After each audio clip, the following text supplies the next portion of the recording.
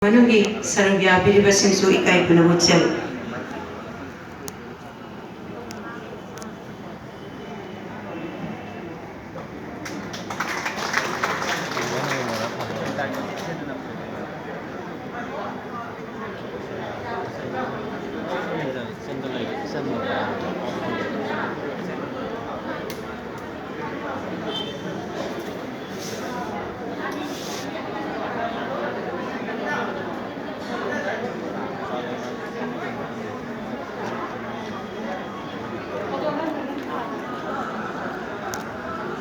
Imasina ikai kuno utpagi sinjalang jariba anti-repression de solution ni kunyani thoi amadi thanil gi maike degi ikai kuno uchabadu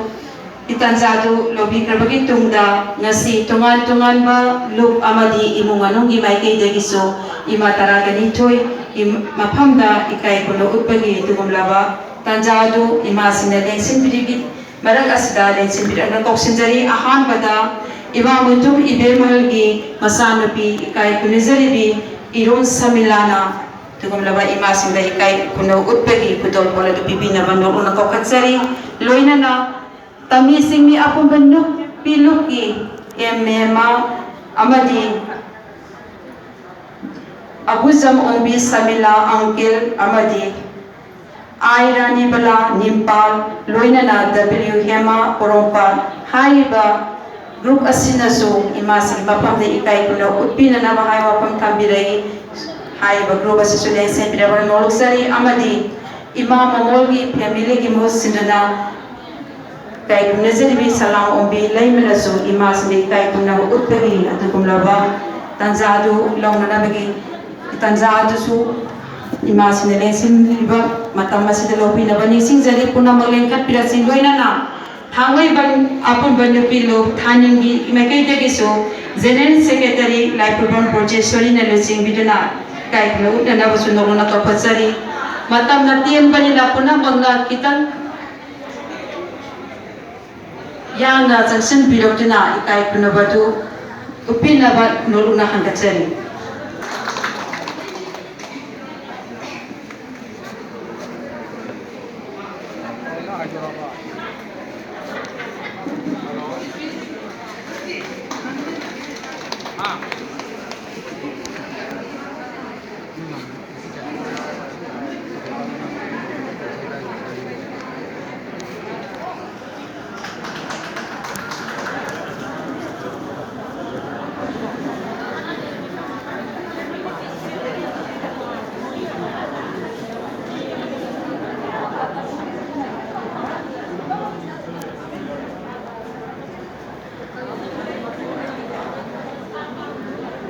Hausa jikai kuna ba ulibasi thanel gi mai ki tegini thagatsari kai nazari ba nazari bi thalgi general secretary abadi executive member kutima kusu observation committee gi mai ki tegi nolme thagat pondok sari matang lesin birawan nolok sari ima ibemal gi imu manungi magus sinjana irom samilana Sikola baik kai puno utpegi tanjalo lobi naba adum lensi bidak naba ningsing jari matam nanti mana marang ojana puno magna kitang begitu na yang sang bidak tuna lensi bidak naba nolosar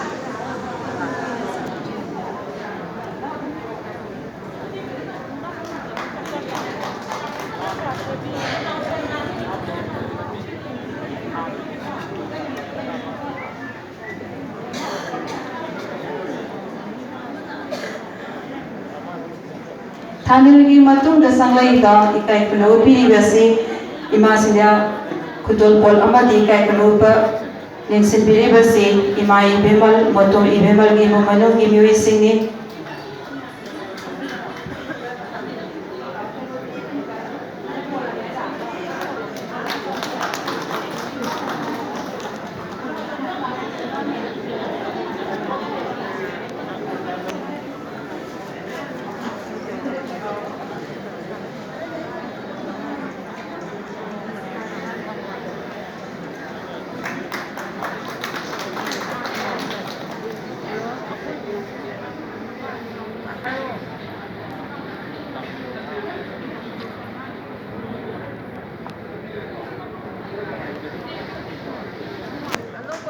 Aduh itu apa?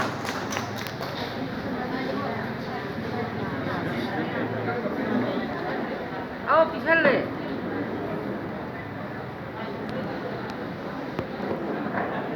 Kok ayah handal lo itu? Baca aja, punna dah tilu bani. Punna na harap bani apa ya kido.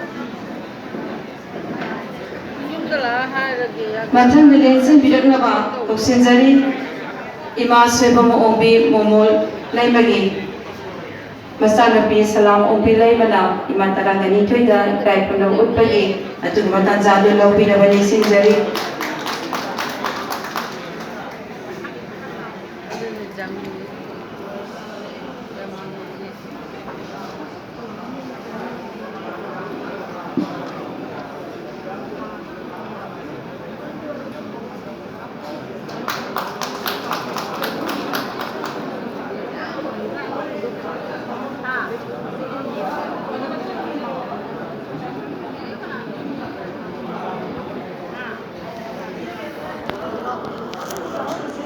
Matang dilensin rabit na maka tuksinjari kami sinigi sema mema abujam ombi samila angkil amadi Airani bula nimpa loinana W hema porompa lensin bidak na ba nisingjari kai kunazaribi ima tarani thoi ima phamda kai kunaba upi badu kitang yanga tuna ang matang lensin bidak na ba marunga hanggang sari lensin bidak si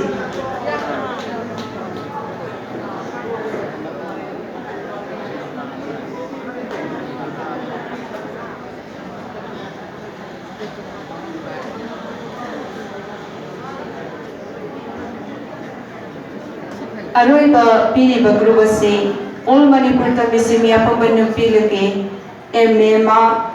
Abuzam Ombi Samila Angkil Airani Bula Nimpal W Hema Malin Nupi Kunay Apumbanyung Pilo Porompaki Mihut Sinam Imataranin Kugi Makonda Aroiboy Oina Ikay Kalo Utulang Putol Tambili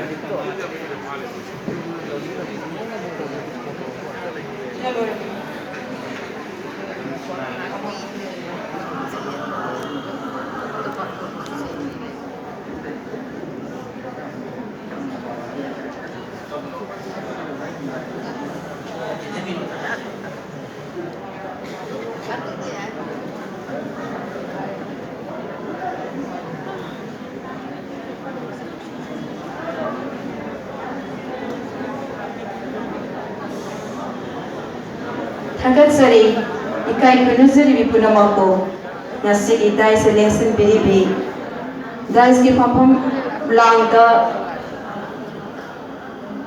kay kunawa utpagi imataraga nitogi pampam lang da lensin biribi imasing ikay kunawa utpagi tanjado silaglay kutupat pibili babadi ipay kunawa utpi bapunamako so si jalanjari ba Anti-Repression Day Observation Committee amadi thanan gi mai kaitegi punamabu ikai kunu naba ikai kungaza bakal loina na nasigi imataraga di thoi kai kuno utpagi tanja loriba asida imu manugi saru yawbiriba aikoigi laikidrabi imasingi imu manugusu sinjalamte mai kaitegi ikai kuno budu utsari Asigong laba, Julay tang tarang mga solisingani mari kang lagi sana to lungsud tang baca na tong datan reportation sin bikiga ima tarani toy kay puno utbagi tanjado matanga sida lesin zeragre tena lingsin biribi ima taraga ni toy na isay sa pampam langda amuli sin binibi damagta sinzalang zari may kani nolula hanggat zari amadi ibu manuni miyoy buso nolula hanggat zari